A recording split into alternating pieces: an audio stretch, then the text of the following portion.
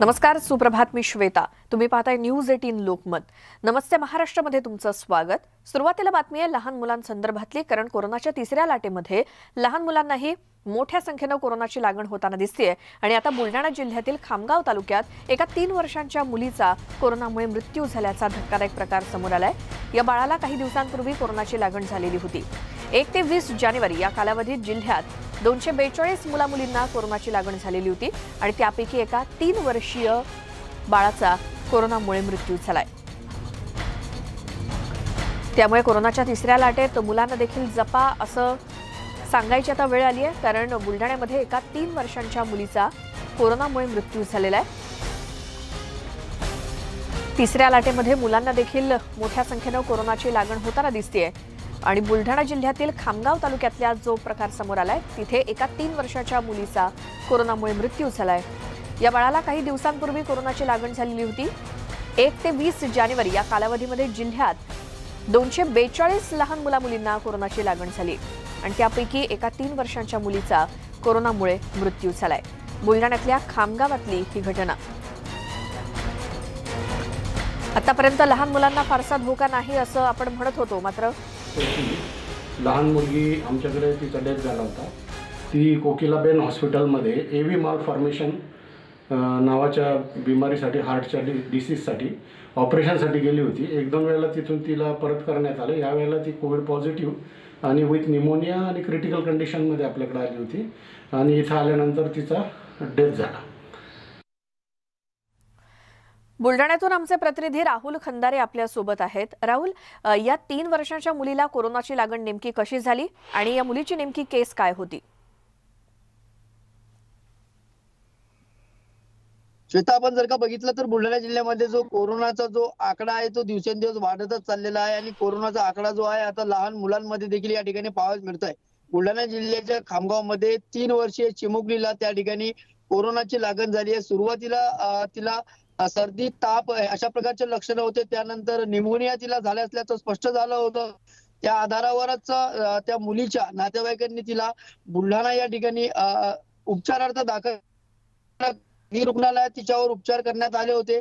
परंतु प्रकृती जी आहे ती अतिशय चिंताजनक होत असताना तिला बुलढाण्याच्या शासकीय रुग्णालयामध्ये त्या ठिकाणी उपचारार्थ दाखल करण्यात आलं होतं. परंतु उपचारार्थ दाखल केल्यानंतरही त्या मुलीवर पाहिजे त्या प्रमाणात उपचाराचा जो फायदा आहे त्या मुलीला होत नव्हता. प्रकृती अतिशय चिंताजनक होत चालली होती.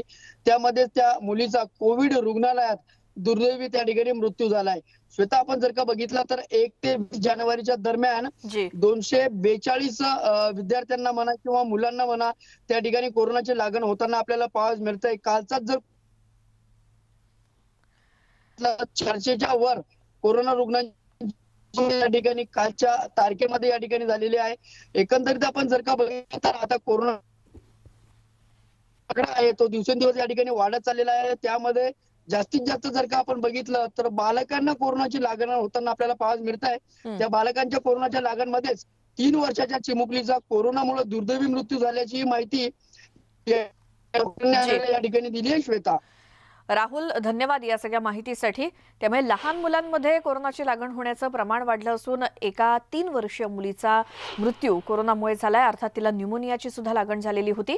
बुलढाण्यातली ही घटना. यानंतर आता मुंबईकरांसाठी दिलासादायक बातमी आहे, कारण मुंबईमध्ये गेल्या 24 तासात कोरोनाचे 3568 इतके नवे रुग्ण सापडलेत.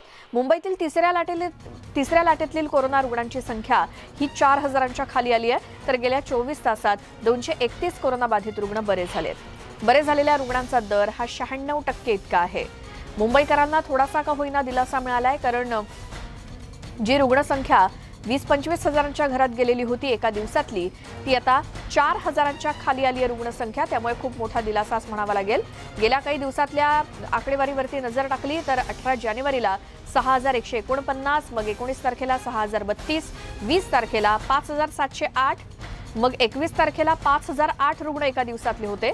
तर 22 जानेवारी म्हणजे कालच्या दिवसात 3568 इतके रुग्ण एका दिवसात मुंबईमध्ये सापडलेत. हा आकडा गेल्या काही दिवसांपासून कमी होताना दिसतोय.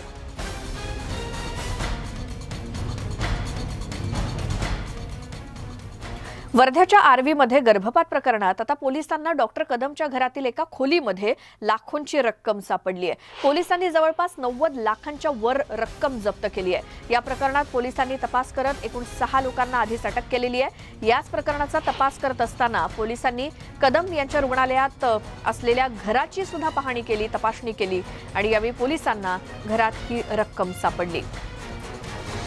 वर्ध्यातून आमचे प्रतिनिधी नरेंद्र मते आपल्यासोबत फोन लाईन वरती आहेत.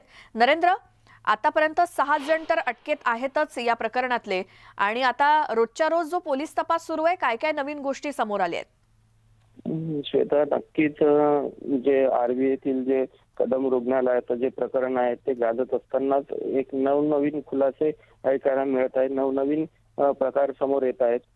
काल सकाळी 10 वाजल्यापासून आर्वीचे पोलीस आणि पोलिसांनी सकाळपासून तपास सुरू केला. त्या ठिकाणी जाऊन पहिल्याच दिवशी जे पोलिसांनी तपास केला होता त्या ठिकाणी वरच्या मजल्यावर एक जी रूम होती त्या रूमला लॉक लावला गेला होता. हा लॉक उघडायचा होता आणि ते रूम पण तपासायची होती, कारण ज्या दिवशी ही रूम तपासायची होती त्या दिवशीला मात्र कदम यांची पत्नी जी आहेत ती त्यांची तब्येत बिघडली होती, त्यांना दवाखान्यात नेलं होतं आणि त्याच्यामुळे त्यांची जी चाबी आहे ती त्यांच्याकडेच होती आणि त्याच्यामुळे ती जी रूम आहे ती तपासता आली नव्हती. त्यामुळे या रूम मध्ये काय आहे याकडे सगळ्यांचे लक्ष लागलं होतं. मात्र काल सकाळी जेव्हा त्या रूमची चाबी या पोलिसांना मिळाली आणि त्यांनी काल तपास सुरू केला तेव्हा एक त्या रूम मधील जे कपाट आहे त्या कपाटामध्ये एक टिनाची पेटी आढळून आली आणि या पेटीमध्ये 3 पिशव्या होत्या. त्या पिशव्यामध्ये जो रक्कम मिळून आली ती मात्र मोठी होती. जवळपास 97,42,000ची ही रक्कम आढळून आली. ही रक्कम मोजायची कशी म्हणून रात्रीला पैसे मोजण्याची मशीन आणली होती आणि त्याद्वारे ही रक्कम मोजण्यात आली. एकंदरीतच ही रक्कम कुठून आली, कशी आली, काय आली याचा तपास आता घेतला जात आहे. एकंदरीतच इन्कम टॅक्सला सुद्धा इन्कम टॅक्स ऑफिसला सुद्धा याबाबत कळवल्याचं माहिती आहे. एकूणच आतापर्यंत 6 जण ताब्यात आहे आणि जी रेखा कदम आहे यांनी जामिनासाठी अर्ज सुद्धा केलेला आहे, परंतु अजून त्यावर निर्णय द्यायचा आहे. एकंदरीतच दररोज जे नवनवीन खुलासे होत आहे तपासांची जे येणारे जे घोळ जो आहे तो बाहेर येत आहे, तो मात्र कुठेतरी आरोग्य क्षेत्रात एक विचार करायला लावणार आहेत. श्वेता, बरोबर. नरेंद्र, धन्यवाद तुम्ही दिलेल्या माहितीसाठी. 6 जण तर अटकेत आहेतच या आर्वीतल्या गर्भपात प्रकरणी. आता कदमच्या घराची जेव्हा झाडाझडती घेतली तेव्हा पोलिसांना घरातल्या एका खोलीमध्ये 97,42,000 इतकी रक्कम सापडलेली आहे आणि ती रक्कम जप्त केली आहे.